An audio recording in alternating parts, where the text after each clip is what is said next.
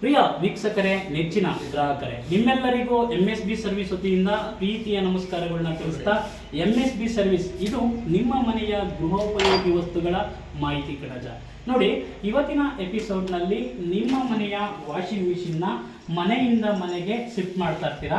ಆ ಟೈಮಲ್ಲಿ ಒಂದು ನಲ್ಲಿಗೆ ಬ್ಲೂ ಅಡಾಪ್ಟರ್ನ ಫಿಟ್ ಮಾಡಿ ವಾಟರ್ ಕಲೆಕ್ಷನ್ನ ನಿಮ್ಮ ವಾಷಿಂಗ್ ಮಿಷಿನ್ಗೆ ಕೊಡಬೇಕಾಗಿರುತ್ತೆ. ತುಂಬ ಜನ ಈ ಬ್ಲೂ ಅಡಾಪ್ಟರ್ನ ನಲ್ಲಿಯಿಂದ ಯಾವ ರೀತಿ ರಿಮೂವ್ ಮಾಡ್ಕೊಳ್ಳೋದು ಗೊತ್ತಿರುತ್ತೆ, ಮತ್ತು ವಾಷಿಂಗ್ ಮಿಷಿನ್ ಪೈಪ್ನು ಅಷ್ಟೇ ನಲ್ಲಿಯಿಂದ ಯಾವ ರೀತಿ ರಿಮೂವ್ ಮಾಡ್ಕೊಳ್ಳೋದು ಗೊತ್ತಿರುತ್ತೆ. ಸೊ ಇನ್ನೊಂದು ಮನೆಗೆ ಹೋದಾಗ ನಲ್ಲಿಗೆ ಈ ಅಡಾಪ್ಟರ್ನ ಅಥವಾ ಪೈಪ್ನ ಫಿಟ್ ಮಾಡುವ ಮೂಲಕ ನೀವು ವಾಷಿಂಗ್ ಮಿಷಿನ್ಗೆ ಅಳವಡಿಸ್ಕೊಳ್ಳೋದಕ್ಕೆ ನಿಮಗೆ ಗೊತ್ತಿರೋದಿಲ್ಲ. ಟೆಕ್ನಿಷಿಯನ್ನ ಹುಡುಕ್ತೀರಾ, ಟೆಕ್ನಿಷಿಯನ್ ನಿಮ್ಮ ಟೈಮ್ಗೆ ಕರೆಕ್ಟಾಗಿ ಬರೋದಿಲ್ಲ.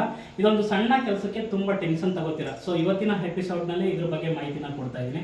ಸಂಪೂರ್ಣ ಮಾಹಿತಿ ತಿಳ್ಕೋಬೇಕಲ್ವಾ? ಹಾಗಾದರೆ ಮಧ್ಯದಲ್ಲಿ ಎಲ್ಲಿ ಸ್ಕಿಪ್ ಮಾಡಿದೆ ನನ್ನ ವಿಡಿಯೋನ ಕೊನೆವರೆಗೂ ವೀಕ್ಷಣೆ ಮಾಡುವ ಮೂಲಕ ಸಂಪೂರ್ಣ ಮಾಹಿತಿನ ತಿಳ್ಕೊಂಡು ಈ ಸಮಸ್ಯೆನ ಬಗೆಹರಿಸ್ಕೊಡಿ ಅಂತ ಹೇಳ್ತಿದ್ದೀನಿ. ನೋಡಿ, ಈ ಒಂದು ಬ್ಲೂ ಅಡಾಪ್ಟರ್ನ ತಗೊಳ್ಳಿ, ನಿಮಗೆ ಹಾರ್ಡ್ವೇರಲ್ಲೆಲ್ಲ ಸಿಗುತ್ತೆ. ಸೊ ನಿಮ್ಮ ಹತ್ತಿರದ ಟೆಕ್ನಿಷಿಯನ್ ಹತ್ರನೂ ಸಿಗುತ್ತೆ, ಇಲ್ಲಾಂದರೆ ಆಲ್ರೆಡಿ ಈ ನಲ್ಲಿ ಫಿಟ್ ಆಗಿರುತ್ತೆ, ಅದನ್ನು ರಿಮೂವ್ ಮಾಡ್ಕೊಂಡು ಹೋಗಿರ್ತಿರಲ್ಲ, ಅದನ್ನೇ ನೀವು ಫಿಟ್ ಮಾಡ್ಕೋಬೋದು. ಸೊ ಪೂರ್ತಿ ಈ ರೀತಿ ಥ್ರೆಡ್ನ ಇದು ಮಾಡಿಕೊಂಡು ನೋಡಿ, ಒಂದು 2 ಥ್ರೆಡ್ಗೆ ಕೂರಿಸ್ಕೊಳ್ಳಿ. ಫಸ್ಟು ಇದರಲ್ಲಿ ಕಂಪಲ್ಸರಿ ಇದೊಂದು ವಾಸರ್ ಇರುತ್ತೆ, ಈ ವಾಸರ್ನ ನೋಡ್ಕೋಬೇಕು ನೀವು. ಸೊ ಹಾಗೆ ಹತ್ರ ಬನ್ನಿ, ಇದೊಂದು ವಾಸರ್ನ ನೋಡ್ಕೋಬೇಕು. ಒಂದು 2 ಥ್ರೆಡ್ಡಲ್ಲಿ ಇದನ್ನು ಈ ರೀತಿ ನೀಟಾಗಿ ರಾಂಗ್ ಥ್ರೆಡ್ ಹಾಕ್ದಂಗೆ ನೀಟಾಗಿ ಕೂರಿಸ್ಕೋಬೇಕು. ನೋಡಿ, ರಾಂಗ್ ಥ್ರೆಡ್ ಆಗ್ತಿದೆ, ನಾನು ನೀಟಾಗಿ ಕೂರಿಸ್ತಿದ್ದೀನಿ. ಇವಾಗ ನೋಡಿ, ನೀಟಾಗಿ ಕೂರಿಸಿದ್ದೀನಿ. ಈ ಥರ 2 ಥ್ರೆಡ್ಡಲ್ಲಿ ಕೂರಿಸ್ಕೋಬೇಕು. ಫುಲ್ ಟೈಟ್ ಮಾಡಬಾರ್ದು, ಇಲ್ಲಿ ಥ್ರೆಡ್ಸ್ ಕಾಣ್ತಾ ಇದೆ ನಿಮಗೆ, ಅಷ್ಟು ಥ್ರೆಡ್ನ ಬಿಟ್ಕೋಬೇಕು. 4 ಸ್ಕ್ರೂನ ಲೂಸ್ ಮಾಡ್ಕೋಬೇಕು.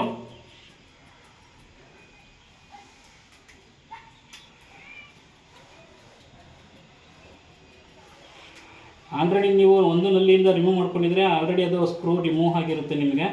ಸೊ ಅದನ್ನು ತಿರ್ಗಾ ಒಂದ್ಸರಿ ರಿಮೂವ್ ಮಾಡೋ ಅವಶ್ಯಕತೆ ಇರೋದಿಲ್ಲ.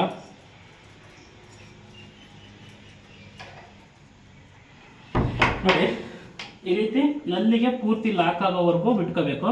ಸೊ 4 ಥ್ರೆಡ್ನು ಒಂದು ಸಮನಾಗಿ ತಿರುಗಿಸ್ಕೊಂಡು ಒಂದು ಸಮನಾಗಿ ನಲ್ಲಿಯ ತುದಿಗೆ ಲಾಕ್ ಮಾಡ್ಕೊಳ್ತಾ ಹೋಗಬೇಕು.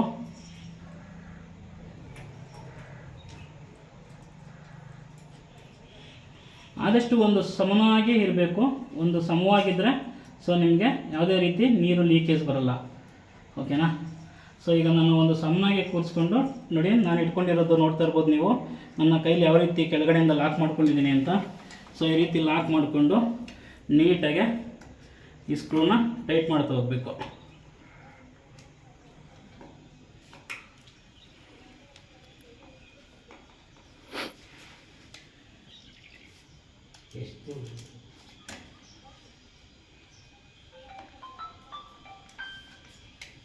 ಸ್ಕ್ರೂನ ನೀಟಾಗಿ 4 ಮೂಲೆ ಲಾಕ್ ಮಾಡ್ಕೋಬೇಕು. ಸೊ ಕೆಲವೊಂದು ಕಡೆ ಗೋಡೆ ಇರುತ್ತೆ, ಪರವಾಗಿಲ್ಲ, 3 ಲಾಕ್ ಆದರೆ ಸಾಕು. ಈ ಕಡೆ ಗೋಡೆ ಇರುತ್ತೆ. ಸೊ ಈಗೇನಪ್ಪ ಅಂದರೆ ಇಲ್ಲಿ ಇಟ್ಕೊಂಡು ನೋಡಿದ್ರೆ ನಿಮಗೆ ಯಾವುದೇ ರೀತಿ ಲೀಕೇಜ್ ಬರೋಲ್ಲ.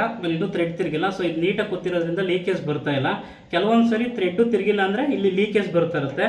ಆ ರೀತಿ ಲೀಕೇಜ್ ಏನಾರು ಬಂದರೆ ಏನು ಮಾಡ್ಕೋಬೇಕಪ್ಪ ಅಂದರೆ ಥ್ರೆಡ್ನ ನೀಟಾಗೆ ಟೈಟ್ ಮಾಡ್ಕೋಬೇಕು. ಈ ರೀತಿ ನೀಟಾಗೆ ಎಷ್ಟು ಟೈಟ್ ಆಗುತ್ತೋ ಅಷ್ಟು ಟೈಟ್ ಮಾಡಿಕೊಂಡ್ರೆ ನಿಮಗೆ ಯಾವುದೇ ಕಾರಣಕ್ಕೂ ಲೀಕೇಜ್ ಬರೋಲ್ಲ. ಈ ರೀತಿ ನೀವು ಲೀಕೇಜ್ನ ಚೆಕ್ ಮಾಡ್ಕೋಬೋದು. ಸೊ ನೀರು ಬರ್ತಾ ಇದೆಯಾ ಬರ್ತಾ ಇಲ್ವಾ, ನಾವು ಕರೆಕ್ಟಾಗಿ ಹಾಕಿದ್ರೆ ಲೀಕೇಜ್ ಬರ್ತಿದೆ ಅಂತ ನೀವು ಹೇಳ್ಬೋದು. ನೋಡಿ, ನೀರು ಬರ್ತಾ ಇದೆ. ನೋಡಿ, ನಾನೀಗ ಸ್ವಲ್ಪ ಥ್ರೆಡ್ಡು ಲೂಸ್ ಮಾಡ್ತೀನಿ. ಸೊ ಬರೀ ಜಸ್ಟ್ ಒಂದು ಥ್ರೆಡ್ಡಲ್ಲಿ ಕೂರಿಸ್ತೀನಿ ನಾನು.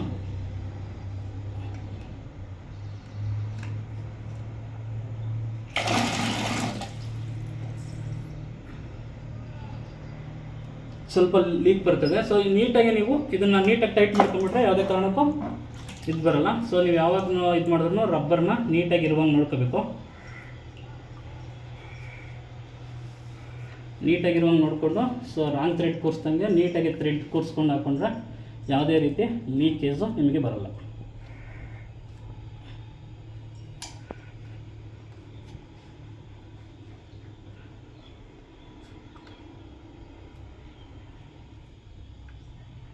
ಪಾಸ್ ಮಾಡ್ಕೊಳ್ಳಿ ಸ್ವಲ್ಪ.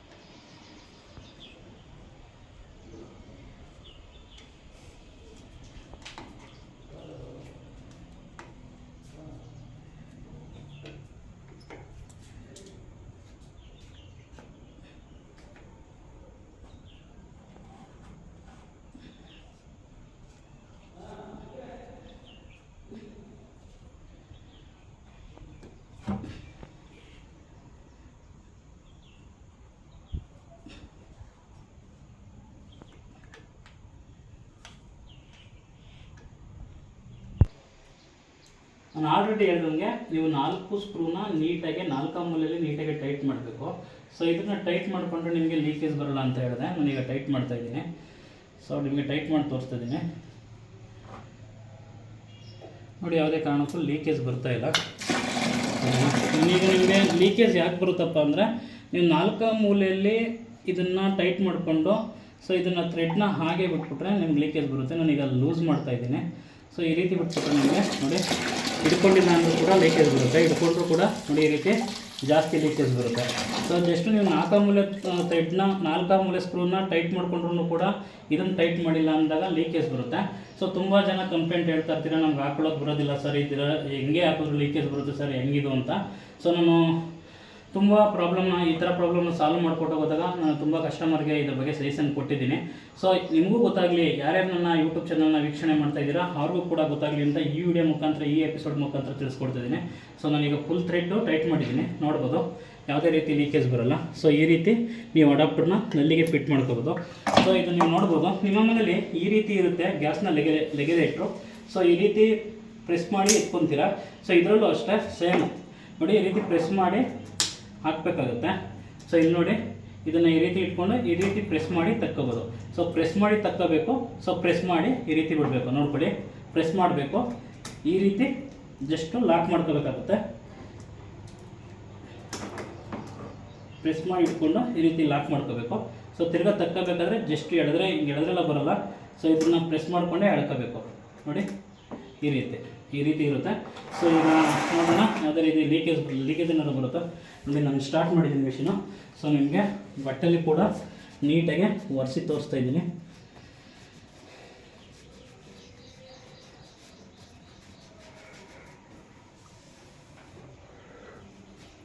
ಸೊ ಯಾವುದೇ ರೀತಿ ಲೀಕೇಜ್ ಇಲ್ಲ. ಸೊ ಮಿಷಿನು ಕೂಡ ಸ್ಟಾರ್ಟ್ ಮಾಡೋಣ.